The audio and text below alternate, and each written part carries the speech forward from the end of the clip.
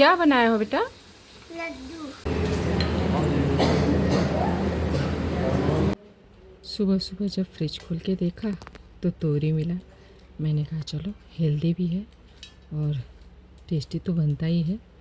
तो मैंने सबसे पहले तो तोरी को धो करके इसकी साफ़ सफाई कर ली है और फटाफट से चलिए तैयारी कर लेती हूँ, क्योंकि फिर सावन का महीना है ना, काम बहुत ज़्यादा होता है और क्योंकि मंदिर भी जाना होता है। तो यहाँ पे मैंने सबसे पहले इसको छीलने वगैरह में थोड़ा सा टाइम लग जाता है। तो यहाँ पे मैंने इसे आज ना चने के साथ बनाने की सोची है। चना भी रात को भीगने के लिए रख दिया था। नहा कर आ गई हूँ यहाँ पूजा के लिए।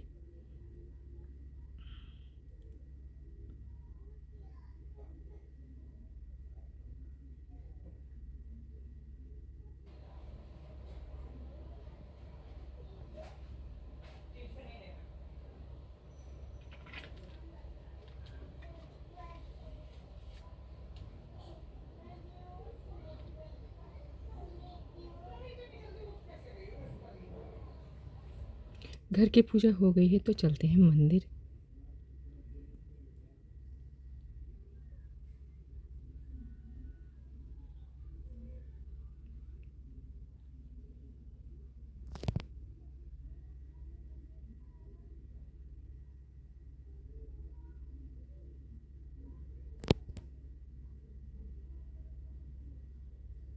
और अब थोड़ी सी घर की साफ़ सफाई, धूल मिट्टी वगैरह था तो मैंने सोचा सब कुछ थोड़ा पोंछ लेती हूँ, उसके बाद ही आगे का काम करूँगी, क्योंकि थोड़ा सा टाइम है अभी।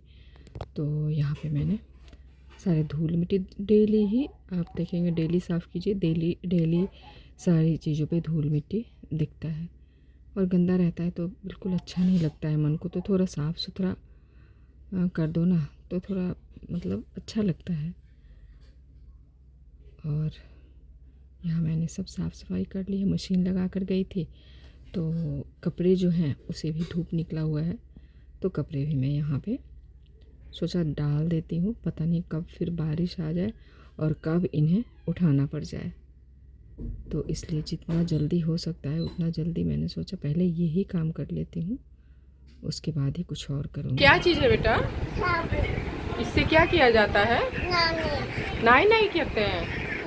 आप नाई नाई करते हो इससे? अच्छा, ये मत छुआ, ये आँख लग जाता है। नहीं छू, आप छूओगे मैं तोड़ो मत। ये नकली है। नकली है, ये असली है। क्या बनाए हो बेटा? बनाए हो सोना? क्या बनाए हो बेटा? लड्डू। कहाँ पे बनाए हो? किचन लड्डू बन। फ्रिज में लड्डू बन। हाँ, पूरी बन। अच्छा, खाना मत आप। इनकी तोतली भाषा सुनकर ना मतलब हम भी अब धीरे धीरे तोतले होने लगे हैं, क्योंकि इनकी खूबसूरत सी जो लैंग्वेज है ना, मतलब मीठी मीठी भाषा, वो इतना अच्छा लगता है ना, मन करता है सुनते रहो और इनके साथ बोलते रहो। और कुछ डेली डेली नया कुछ कुछ बोलती रहती हैं। और अब तो पूरा सेंटेंस बोलने लगी हैं ज़ोर ज़ोर करके। और आज यहाँ नाश्ते में डोसा बन रहा है, तो डोसा में हमने बस वही, बहुत ज़्यादा झंझट नहीं किया है। बेसन डाला है, आटा डाला है, चावल का आटा डाला है और कुछ सब्जियां डाल दी है, थोड़े से मसाले डाल दिए हैं ताकि हमें ना इसमें फीलिंग वगैरह ना डालनी पड़े आलू की। तो इसलिए सारी चीज़ें इसमें पतली पतली काट कर डाल दी है। और डोसा भी मतलब घोल जो है ना वो एकदम पतला घोला है, और पतला घोल करके और इस तरह नॉन स्टिक तवे पे पतला पतला डाल करके और इसे बना लिया है। तो सब कह रहे हैं कि इसमें एक डोसे से तो कुछ होगा नहीं, दो दो तीन तीन बनाओ डोसा भाई। ये बहुत पतला पतला डोसा आप लोगों ने बनाया है। तो फिर हम ना मतलब वही बात हो गई कि जो हम सोच रहे थे कि हमारा काम जल्दी जल्दी हो जाएगा, अब दो तीन डोसा बनाने बैठेंगे तो टाइम तो हमारा लगेगा ना। तो फिर हो गया ना हमारा सारा काम। लेकिन वही है कि हमने पहले से डोसे की तैयारी वगैरह तो कर नहीं रखी थी, लेकिन सब ने कहा कि डोसा खाने का मन है, तो हमने कहा चलो कुछ तो जुगाड़ करते हैं और ये एकदम पतली वाली डोसा बना के खिलाते हैं। फिर हमने यहाँ पे सबकी थाली के लिए 2-2 3-3 डोसे बना लिए। और ये ना बुब्बू को बहुत पसंद है ये डोसा, तो हमने ख़ास तौर से उनके लिए बनाया था ये डोसा। और अब यहाँ पे मार्केट आई थी, कुछ ज़रूरी काम था, तो क्योंकि सावन का महीना है तो कुछ सामान ख़रीदना था। और अब लंच की तैयारी आकर के करने बैठ गए हैं। और यहाँ पे बन रहा है रायता और पुलाव। तो रायता के लिए दही लेकर आई थी, मार्केट गई थी तो अभी।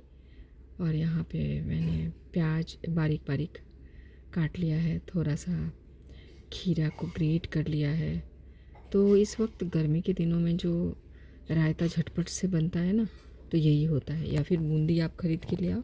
अब बूंदी लाना मैं भूल गई थी, तो घर में खीरा पड़ा हुआ था, तो हमने सोचा कि चलो भाई जो चीज़ है ना उसी से जुगाड़ कर लेते हैं।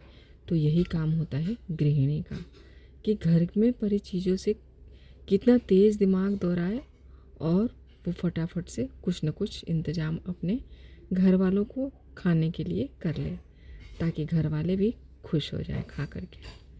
और यहाँ पे भुना जीरा का पाउडर पहले से बना के मैं रखती हूँ, क्योंकि सूट वगैरह करती रहती हूँ ना, तो बहुत सारी चीज़ें तो बना कर मुझे रखना पड़ता है, तो वो सारी चीज़ें मिल जाती है मुझे। और यहाँ पे थोड़ा सा चाट मसाला वगैरह डाल दिया था, भुना जीरा पाउडर, लाल मिर्च पाउडर, सब कुछ मिला करके। और देखिए मज़ेदार सा ना रायता हमने बना दिया था। और इस रायते के साथ में अब कोई कुछ नहीं मांगेगा हम लोगों से। और यहाँ पे हमने पुलाव बनाया था, तो पुलाव में भी वेज पुलाव बनाया था, जिसमें घर में जो सब्जियां थी, मतलब मटर वगैरह और भी जो चीज़ें पड़ी हुई थी वो सब डाल करके और फटाफट पुलाव बना लिया था। तो एकदम फास्ट काम, इतना डेली का डेली इतना ज़्यादा काम होता है ना घर का, कि काम रात तक आप सोने जाओ ना तब तक काम ख़त्म नहीं होता। सोने जाओ तब तक दिमाग में चलता रहता है कल क्या करना है, सुबह क्या करना है, दोपहर में क्या करना है, और फिर सूट पे क्या करना है। कई बार तो घर में जो खाना बनाती हूँ ना, तो वही मैं सोचती हूँ सूट कर लूँ, तो घर में भी लोगों को थोड़ा फैंसी कुछ मिल जाता है और मेरा सूट भी हो जाता है। तो हुआ ना एक पंथ दो काज। तो वही वाला काम कभी कभी मैं कर जाती हूँ, लेकिन कभी कभी तो मुझे जैसे त्यौहार वगैरह है तो उसके लिए ख़ास तौर से सोच करके मुझे सूट करना होता है, तो फिर उसके लिए एक्स्ट्रा टाइम निकालना पड़ता है और फिर वो टाइम मुझे देना पड़ता है। सूट के लिए मुझे 3-4 घंटे का टाइम तो आराम से लग जाता है, जबकि पहले से मैं धीरे धीरे सुबह से कुछ तैयारियां करके रखती रहती हूँ, तब जा कर के तो मेरा कहीं जाकर सूट कंप्लीट होता है। तो यहाँ देखिए लंच की भी तैयारी हो गई है, और ये लंच जिसको भी घर में देंगे ना सब खुश हो जाएंगे, क्योंकि ये लंच सबकी फेवरेट है इस घर में। और अब इसके ऊपर में कोई दाल और कोई सब्जी कोई मांगेगा नहीं, तो न मांगेगा और न बनाने का झंझट है। तो हमने ये झंझट साफ़ कर दिया है और मैंने यहाँ पे अपना सूट भी कर ही लिया है। और अब शाम का टाइम है, तो शाम को 5 बजे उनको चाय चाहिए होता है पतिदेव को, तो पतिदेव के लिए मैंने फटाफट से चाय बना लिया है। और आप देखते जाइए कि मतलब मैं तो आपको देती ही हूँ ब्लॉग, तो आप देखते ही होंगे मेरा रूटीन। और यहाँ पे मैंने कुछ नाश्ते में उन्हें शाम के मतलब नाश्ते में दे दिया है। और चलिए चलते हैं ले कर के। और अब आ गया था फिर शाम को सब्जी घर पे, तो उसे भी मैंने सोचा कि थैले से निकाल करके खाली करके बाहर रख देती हूँ। अब धो करके सब चीज़ उसकी जगह पे लगा दूँगी। और मैं यहाँ आज ना सेम लेकर के आए थे और कह रहे हैं सेम और आलू का अचार बनाओ। आप बताइए, इतना सब कुछ किया, अब कह रहे हैं सेम आलू का अचार बनाओ, उससे डिनर करेंगे।